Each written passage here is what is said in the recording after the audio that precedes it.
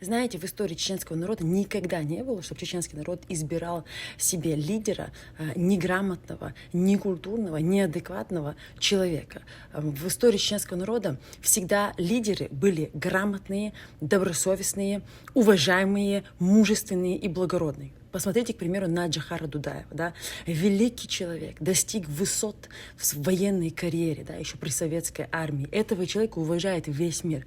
В честь него названы улицы, парки, скверы по всему миру. В Турции, в Латвии, в Литве, в Эстонии, в Украине. Посмотрите, к примеру, на второго президента Чеченской Республики Ичкерия Зелимхана Яндербиева. Благороднейший человек, да, прекрасный писатель, прекрасный поэт. Когда читаешь его стихи, эти стихи его на чеченском языке звучат как райская зурна. Зелимхан Яндербиев перевел священный Коран с арабского языка на чеченский язык. То есть действительно великий человек. А посмотрите теперь на Аслана Масхадова, третьего президента Чеченской Республики. Дипломат по натуре, образованный человек, представительный человек. Достиг определенных высот и в военной карьере, еще при советской армии. Да?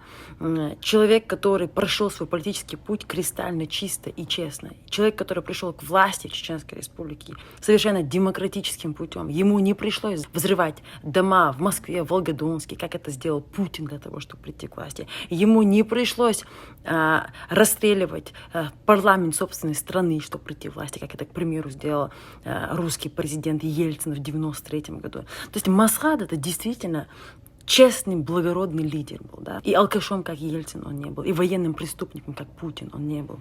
Посмотрите, к примеру, на Абдулхалима Садулаева, да?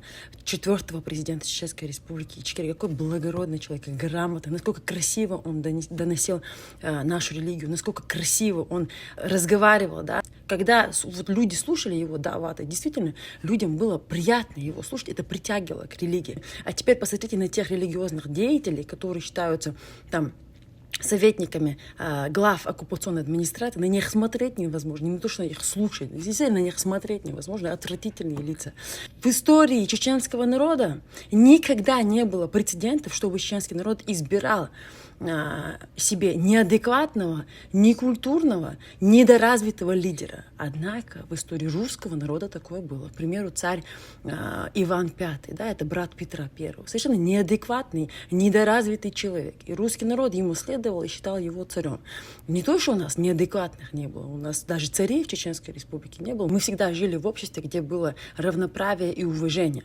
Вот. И сегодняшняя оккупационная администрация — это воплощение, вот реальное воплощение русской власти на Кавказе. И, естественно, от этой оккупационной администрации необходимо избавиться.